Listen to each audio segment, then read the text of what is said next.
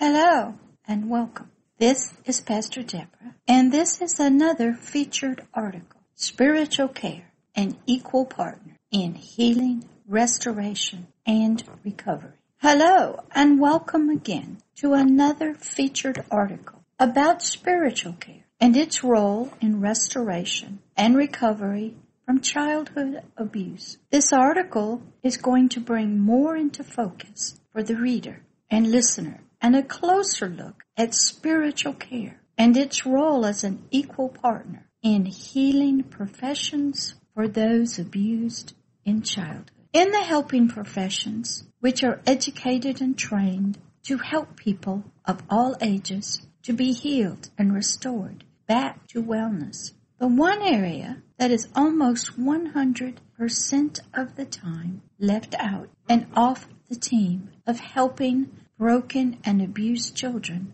teens, and adults is spiritual care ministry for the spirit. Spiritual care, what exactly is it? Who can do it? What kind of training does one need to have? Can anyone provide it? Can all faiths provide it? What use is it? Where does it fit in with the other helping professions? Why has it been left out as an equal partner in helping people who have been abused as a child? These are all valid and important questions to ask, and more important, to answer. In the latest article in a special magazine devoted to mental health, entitled Mental Health, A New Understanding, this magazine is an updated reissue of Time's special edition about many wonderful helping professions, treatment procedures, and therapies for mental health issues. But the role of spiritual care as a full professional equal was not truly talked about in the article. Even the illness and the disease of mental health problems was not even looked at from the viewpoint of a whole person with an illness, a disease that includes the spirit. In the world of mental health, its worldwide understanding, spiritual care to the spirit was not considered nor discussed in great detail. To the worldview of mental health illness and disease, this is mainly a biological illness, disease, disorder that affects the biological brain, which affects one's soul, their self, their emotions, their feelings, their decisions, their viewpoints, character and memory, and other areas affected by this biological brain disease, this illness. Even in this wonderful and well-respected magazine, Spiritual Care and its role in the helping professions with those who have been affected by the trauma of childhood abuse is left out almost entirely and placed on the sidelines of helping, even if it is allowed in the game at all. There is probably many good reasons for this, and most of them are probably correct. But spiritual care is now beginning to speak out about itself and the realm of its work, and that it is to be added to the entire team of helping professions. In this fight and battle of mental illness and disorders against humanity, spiritual care seems to be accepted as a helping profession in the field of substance abuse and other addictions through the 12 Steps Recovery Support Program. Through the many years of applying the 12 steps of AA to other areas of substance abuse and addictions, the value of a higher power and one's surrender to it to help solve and restore a person has been accepted. Yet, in the area of a mental health disease, illness, childhood trauma, sexual assault trauma, human trafficking and domestic violence, many other areas of abuse and trauma, spiritual care is not in the minds of the helping professions as an equal partner to help diagnose, treat, and bring healing, education, wellness, recovery, and health individuals and families. Has spiritual care always been left out as an equal partner to bring healing and wellness to a human? Was spiritual care ever considered an equal partner alongside the other professions in healing the human from these attacks, these vexations, these disorders by something that really can't be seen or understood? Where in history can we look back that could shine some light on this subject of the history of the role of spiritual care to a human spirit? Throughout many, many years of human civilization, a higher power, a great spirit, a God of creation, has been a part of humanity's life here on earth, in every area of a human's life, even in illnesses, sicknesses, and the diseases that have affected humanity since the dawning of time of humanity on the earth. Far back into humanity's history of civilization, ancient Egypt, Greece, and Rome, spiritual care, the belief that there was even a higher power and its interaction with humanity, and the role of the higher power in the lives of humanity was always believed in, accepted, and considered to be the source of healing and wellness, protection and support of humanity. Then from this deep belief of the role of a higher power in the lives of humanity, this belief included that there were unseen other beings that were evil, demonic, and they were the cause of many of the sicknesses and illnesses of humanity. Ancient civilizations believed in the spiritual realm and its effects on humanity. Spiritual care was considered mainstream and even provided the doctors called priests who were educated and learned in this realm of healing, had spiritual connection with a higher power, and would be considered the one to go to for help with these illnesses and diseases. Oh, there were physicians of the biological body as well, and yet they were partners together in this battle against the enemies of the health and wellness of humanity. There is a wonderful old movie entitled The Egyptian. It is about an ancient Egyptian physician who lived during the time of the Pharaoh Amenhotep VI, who became Akhenaten. It can be seen on YouTube. It takes one through the life of a physician in ancient Egypt and his entwined life with the Pharaoh Amenhotep, who became Akhenaten. It is a good place to begin to see the role of a higher power in the life of people and how this concept began in humanity and goes on to even the days of Moses, of the Hebrew Bible, and beyond. It is very important to have an understanding of spirituality and its place in the lives of a nation, of one's health and well-being, and the purpose of the role of a higher power in an individual's life on earth.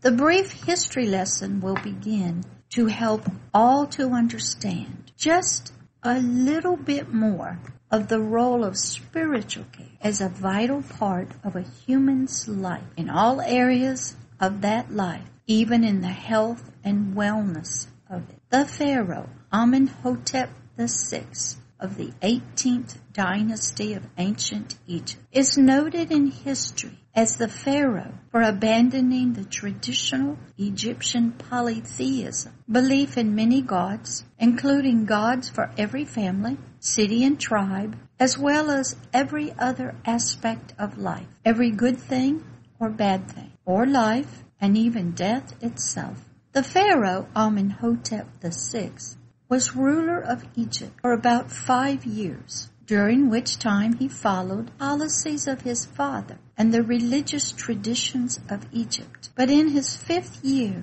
he underwent a dramatic religious transformation that caused him to change his life and the nation. The Pharaoh Amenhotep VI's religious transformation was so powerful, Amenhotep changed his name from Amenhotep VI to Akhenaten, and the object of his religious spiritual devotion from the cult following of polygods, with the center of those deities was Amun, ancient god of the sun and the air, a very important god of Egypt to another, Aten. The god Amun was usually depicted as a bearded man wearing a headdress with a double plume, or as a ram-headed man, or simply a ram, symbolizing fertility. In his role as Amun-Ra, his name means the hidden one, invisible, mysterious form. He was considered Lord and owner of all who encompassed every aspect of creation. Amenhotep VI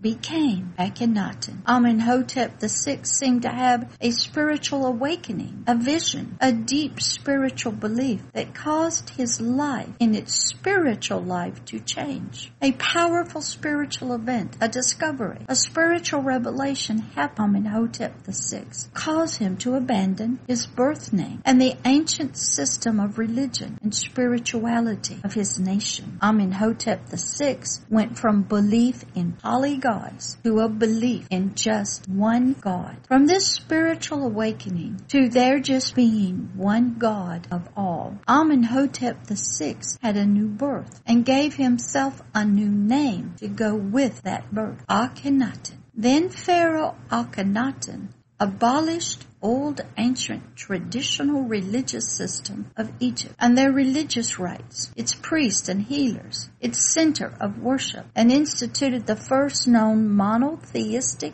state religion in the known world. The sun god, the Aten, was not new to the Pharaoh of Egypt or the ancient Egyptians. He was simply just another god with a following, a cult, a group of disciples, students, worshipers, believers of a god of Egypt to worship and serve. A cult of ancient Egypt carried the same meaning as a community of believers today, designated by different Christian or faith denominations, religious sects, and groups. Cults of faithful believers are not anything new, and a follower can be following not only a God, but a belief system, a governmental system, a philosophy of views, cultural and family traditions, race and gender belief, family traditions, or just following a group of people called a gang.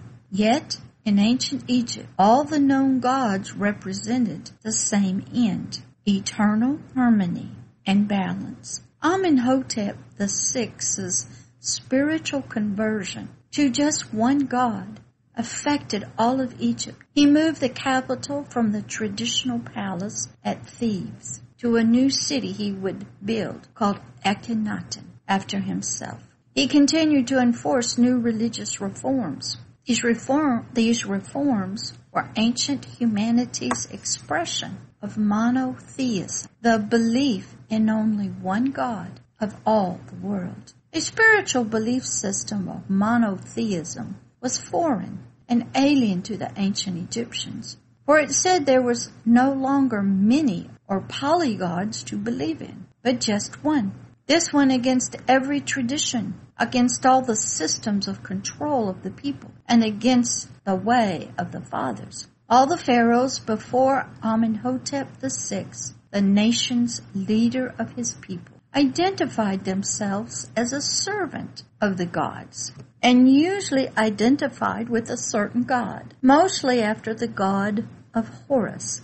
But before Akhenaten, no pharaoh had proclaimed himself an actual God incarnate, God within man. This spiritual belief caused Akhenaten to withdraw from his national duties as a diplomat and a warrior king against the nations. Akhenaten ignored things outside of Egypt. Please don't get tired of history, for it is valuable for the formation and inclusion of spiritual care as a viable profession that needs to be included as a team member with a seat at every table that helps people from the effects and damage from childhood abuse or any other trauma that brought the entire three-part system into sickness, disease, illnesses, post-traumatic disorders, anxiety, suicide, addictions, and substance abuse, and then produced crimes against others and other things. Akhenaten's new spiritual beliefs consisted of that Aten's image was all-powerful, the Son, and all-loving deity, supreme creator and sustainer of the universe. Akhenaten seemed to be the first in humanity's records of civilization to envision a single supreme deity who cared for the individual lives and fates of human beings. Akhenaten's elevation of the Aten, the Son, the one God of all, to supremacy, this one concept changed not only that ancient nation of Egypt and its history, but the entire course of humanity itself and the civilizations to come. Aten was seen as the sun, with its rays shining down on humanity and touching them all. Aten, the one true God who presided over all and infused all living things with his rays of life, touching and caressing all on earth, coming forward in time to another ancient civilization, ancient Greece. The Greek philosopher Xenophon,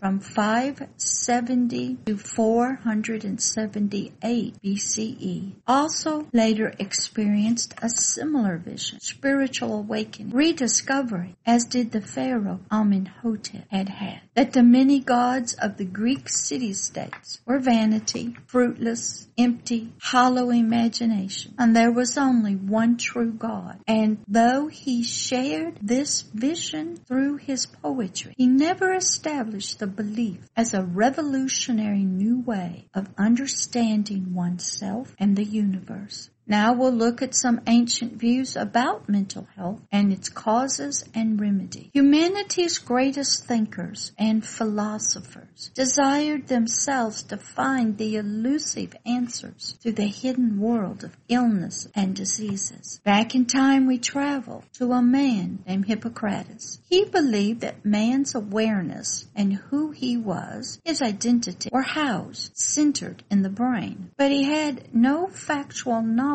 of this. So he had to conclude that it really was just the fluids of the body, called humors, that were the area of the problems of humanity.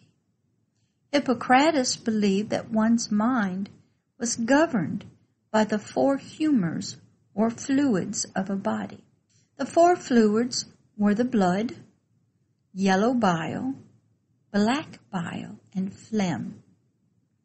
It was Hippocrates' viewpoint that one's character or temperament was linked to the particular mix of one's four humors in their body. Also, there was still one more connection, link, that had to be considered: how the four humors, these fluids, lined up with the four elements that governed astrology, which were the air, fire, earth, and water. If everything lined up in harmony, one's mind would be quiet and peaceful. If there was any misalignments, the person's mind may have some areas of disturbed thinking and not be able to focus on daily tasks.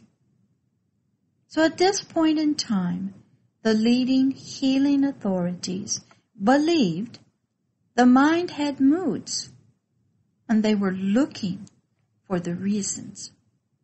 Aristotle believed that it was the heart of man that housed man's intelligence, his emotions, and his consciousness. To Aristotle, because you could feel and hear the heart beating, it just had to be the center of everything. For when someone died, it stopped. But the brain was not so important to Aristotle as the heart was.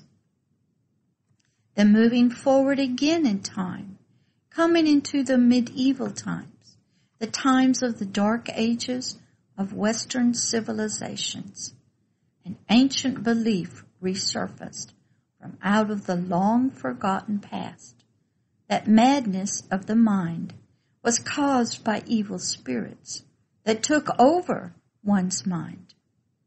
Even though this seemed like an unlikely cause, but it had a good side to it, because now there was something or someone that was causing this madness of a mind, and those bad guys could be expelled by what was called trepanning, which is the drilling of holes in the skull, and believing that the bad stuff now had a doorway to leave the brain, and the mind would get well again. But this healing embraced a concept, an idea that something was behind the madness of the mind, was of a divine nature, and was the result of punishment, or because of the desire of the divine spirit to possess the mind of a human. So from this viewpoint, a healing would be found in what is called exorcism, or casting out of the bad spirits. And this form of medicine and treatment would be administered by a minister of the faith community.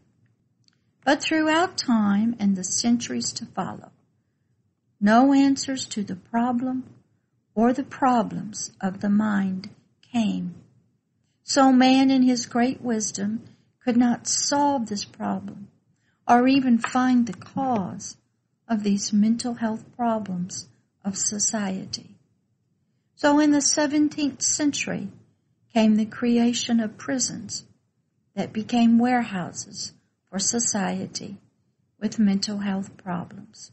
If one had money, the family would send the person away to hide them from the community. But if one had no money, lunatic asylums were built to warehouse people, for there was no treatment that worked. Oh, the medical community tried so many treatments that included things like immobilizing the body in many different ways, spinning people in chairs, inducing vomiting and releasing other bodily fluids. Drugs came into the treatment to keep people quiet and peaceful. Then came the lobotomies, which were done up through the nasal passages to destroy the frontal lobe part of the brain, to bring about a mind that had no emotions, no feelings of anything. Hippocrates believed that the brain of man was troubled and sorrowful. But now, the medical community just ruins the brain by any means possible to stop the mental issues that seem to have no cause, no treatment to solve the problem. Now, moving forward in time again, Dr. Sigmund Freud, known as the father of modern psychiatry and psychology, knew that the pharaoh Akhenaten, the previous Amenhotep, added a component unknown previously in spiritual religious beliefs, the doctrine of a universal God, the quality of thus exclusiveness. Dr. Freud began to bring in science into the mix of trying to solve the problems of humanity, such as the problems women were having, sexual problems, and dream interpretations. But Dr. Freud believed that there was a deep, complex, subconscious mind hiding deep in the conscious mind, out of sight, beneath, below, sub the conscious mind of every human. Dr. Freud believed that he could learn more if the troubled person would talk and talk. Then during this time, more drugs became available to use that were believed to rebalance the chemicals in the mind and thus cause the mind to come into balance. Coming forward into the modern time, more talk therapies developed. Behavioral therapies came to the forefront to control and retrain the human brain, for it was widely believed that man was just only an animal and could be trained by pain, punishment, or pleasure to learn the desired behaviors society wanted, and therefore behavioral training therapies were developed. Then more science came forth, and the doctors and scientists could actually see the brain work through many different scans. Then the brain's genes and the genetic codes of the brain can be looked at to see the infected gene codes of the mental illness and disorders of the biological brain. So, healing arts were created. Schools were developed and trained those who desired to help people with a brain disease. Yet, through all these years of civilizations, humanity seemed to be no closer to the answer of why and how to bring restoration and recovery to a brain or mind that is suffering and being vexed by some elusive illness and disorder, but still continue to attack and do battle against humanity. This war seems to ebb and flow, and yet it never is beaten or eradicated. So now let's look at another viewpoint that was part of human civilization at one time and has been lost in the tombs of the ancient times, locked away and hidden from the world of today. Long ago, humanity believed that the ancient gods, or one supreme God of the unseen and seen worlds, were a part of humanity's life on earth and were to help guide us, heal us, protect us, watch over us, bring their unseen rays of life to us, to touch us and bring us healing and restoration and recovery. Ancient cultures, and even many today, still believe this and seek out this all-supreme God and its servants during times of sickness and illness and famine and war, for peace from all enemies, for balance, and finally, for help to be reborn into another life form after death. Yet, at the same time, man tried to solve its problems of illnesses, sicknesses, and diseases with cures from nature, for there was a belief that sickness and disease was not only a biological problem, but a spiritual one, and they both needed to be applied from the appropriate sources to bring the health and wellness that humans desired. To help humanity from a spiritual side, with spiritual help, one had to go to be trained and educated as a professional that could provide this deep, unseen spiritual care for one's eternal being, the spirit. So priests were the first doctors of the spiritual care for humanity. The ones who were spiritually studied and educated in the spiritual realm and its gods of healing, restoration, recovery. The priests knew that most of the sicknesses and diseases of humanity were based in the spiritual realm and needed the appropriate spiritual treatment to heal the sickness and disease. Ancient humanity included a higher power and its benefits into their lives. The priests, who would now be called pastors, shepherds of people, are supposed to be, as the ancients were, educated and learned in the spiritual realm and the benefits of spiritually being in connection to a spiritual God, a being, and he would speak to the priest, to the pastor, the spiritual cause for the sickness, the disease, the illness, and the treatment needed to heal all three parts of a human. In many cultures, these spiritual healers are still accepted and sought out.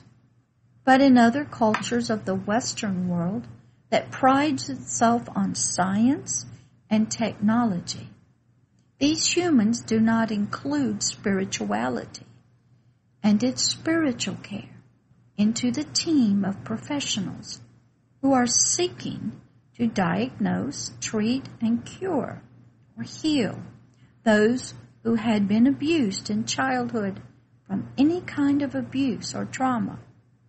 Most of modern healing professions have taken the higher power out of their team of acceptable professionals to help people with mental health and substance abuse illnesses, diseases, and trauma-related disorders.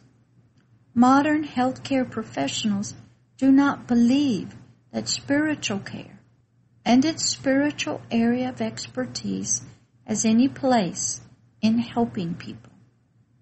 Science and biology seems to rule the diagnosis, treatment, and support for those who have experienced childhood abuse of any kind, or a trauma from being a first responder, or from being in battles and war, or from just living in a toxic family or a neighborhood.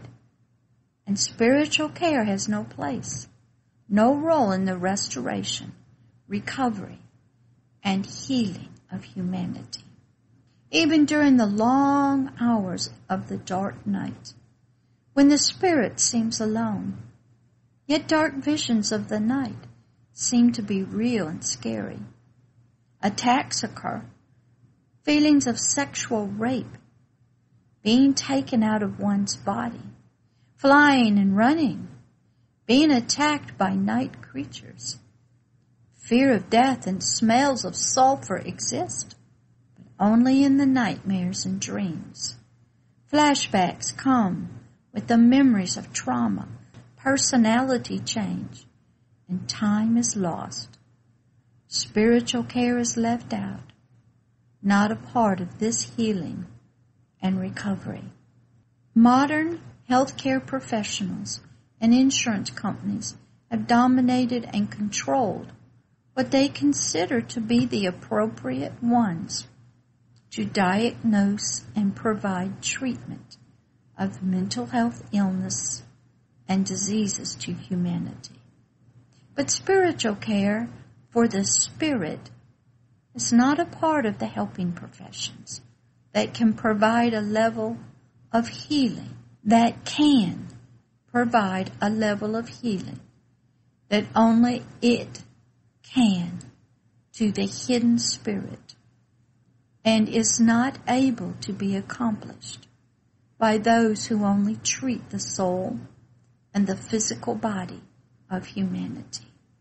This article is to help to begin presenting to you, the reader, with some concepts that you need to explore deeper, discuss with others, and do research on for yourself. One needs to begin conversations about this topic, talk with healthcare professionals, and ask them questions about this concept of spiritual care as an equal partner with them in treating the whole person.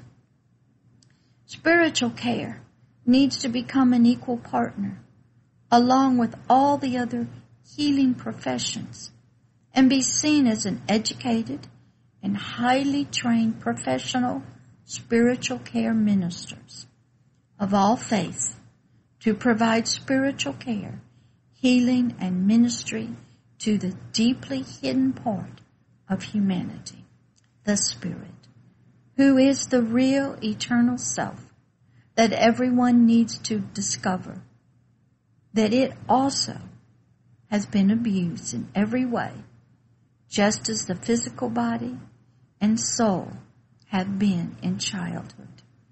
Ask yourself a few questions, and who would be the helping professional who you could talk to about this? 1. Leaving one's body, separating, disassociating from oneself and one's physical body, even now. 2. Do you believe you may be many others, yet one? 3. Do you have night dreams, experiences, attacks, sexual experiences while you sleep? 4. Have you had near-death experiences? 5. Do you hear voices of others, other things, ugly voices, voices that tell you to do things you do not want to do? 6. Do you see things that others do not see? Do you feel like you are flying? 7. Do you know that we have opened doors to the occult, witchcraft, voodoo, the spiritual realm from our ancient, long-forgotten ancestors? 8. Are you aware of the ancient words of curses and sickness that have been said against you in your life from the long-forgotten past of your ancestors? 9. Participated in any occult activities, drugs, learned astral travel, have witchcraft or New Age in the ancestors of your life? 10. Do sickness and illnesses run in the family? 11. Had any trauma in the womb, in childhood, through drugs and alcohol, through domestic violence, sexual assault, fear and bullying, a toxic home life, war and battle, being a first responder, being a law enforcement officer, correctional officer, in one's family of origin, in prison, in gangs, in cults? 12. What was your ancient ancestors' spiritual role in humanity? These are just a few questions to ask yourself about yourself that is hidden to help you discover that you have a spirit, and the real you is a spirit that lives in a hidden realm, the realm of the spirit, and it too needs to be healed, restored, and recovered from the abuse and trauma of childhood. This article is to get you to begin to explore this concept for yourself. Most of the professional helpers in the areas of helping you to be restored and recovered and healed from these horrible traumas and the abuse of early childhood do not believe in nor want to talk about this area of spiritual care, for they are dependent on their belief and education and training that mental health illness is a biological disease and illness, and that if they can get the brain fixed, a biological part of the physical body, then the brain can recover and learn and stabilize itself to be able to live in society, go to work, have relationship with out any troubles. In that world of mental health professions, they believe as long as you can go to work and hold the job, have somewhat normal family relationships, do no crimes, and follow the law, you're not mentally ill. This article is to ask you very important questions. Has humanity descended away from the need and assistance of a higher power to help one be healed, restored, and recovered from any childhood abuse or trauma? Or has humanity ascended into the realm where a higher power is not needed for healing from sickness and disease and trauma, which are only the results of a biological disorder, a chemical imbalance in a brain, the effects of thoughts and ideas of the soul? It is hoped that this article will bring much to the forefront for discussion, to research, to think about, and eventually find the answers to the questions that have been presented in this article. There is a wise old saying, the days of long lost times. It says that people are destroyed for lack of knowledge, for truth.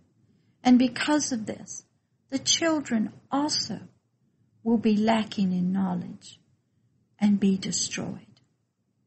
Begin to ponder the role of spiritual care for your precious spirit, the real you, and know that there are some out here that can help bring healing, wholeness, restoration, and recovery to that part of you, the eternal you, the spiritual being hidden underneath the veil of flesh of the soul, living in the physical body of dirt of the earth.